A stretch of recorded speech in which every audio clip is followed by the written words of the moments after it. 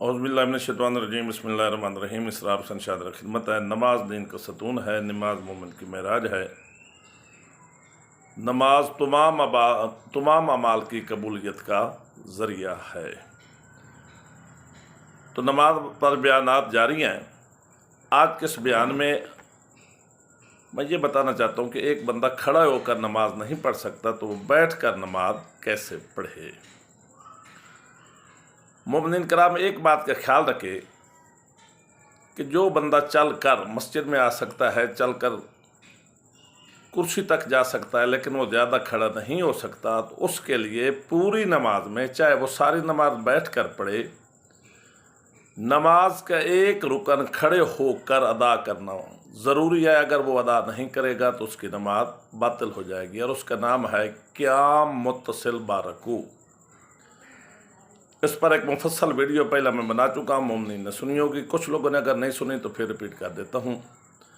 मोमिनीन से गुजारिश है कि वो मेरे चैनल अल गदीर चैनल को सब्सक्राइब करें। वहाँ पे प्ले लिस्ट में तमाम वीडियोज़ मौजूद हैं जो तरतीब के साथ देखी जा सकती हैं। क़ियाम मुत्तसिल बरकू वो क्या होता है? मसलन हम खड़े हो गए हैं, नियत किया तकबीरतुल इहराम अल्लाहु अकबर, इसके बाद खड़ा होना। कोई सूरतें पढ़ें या न पढ़ें, ऐसे ही खड़ा होना और रकू से पहले, इसको हम क़ियाम मुत्तसिल बरकू कहते हैं। और ये बैठ कर पढ़ने वाले नमाजी के लिए हर हाल में खड़े होकर अदा करना ज़रूरी है। मसलन एक बंदा आया, अच्छा, हर हाल में ज़रूरी है। दूसरी बात, बैठने के भी बहुत से तरीके हैं। ज़मीन पर बैठने से बेहतर है कि बंदा कुर्सी पर बैठकर नमाज पढ़े। जब वो ज़मीन पर बैठेगा तो क़ियाम मुत्तसिल बरकू के लिए खड़ा होना उसके लिए मुश्किल हो जाएगा। इसलिए आपने भी देखा होगा, बहुत से लोगों ने भी देखा है कि लोग कुर्सी पर बैठकर नमाज पढ़ते हैं। सबसे पहला बंदा आ गया, नमाजी है जो ज़्यादा देर खड़ा नहीं हो सकता, उसने नियत की तकबीरतुल इहराम अल्लाहु अकबर, खड़ा हो गया। इसी को क़ियाम मुत्तसिल बरकू कहते हैं। सूरह हमद पढ़ी, दूसरी सूरत पढ़ी, फिर रकू में अगर वो ज़्यादा नहीं झुक सकता तो जितना झुक सकता है वही काफ़ी है उसके लिए। फिर वो कुर्सी के सामने बनी हुई जगह पर सजदे अदा करता है।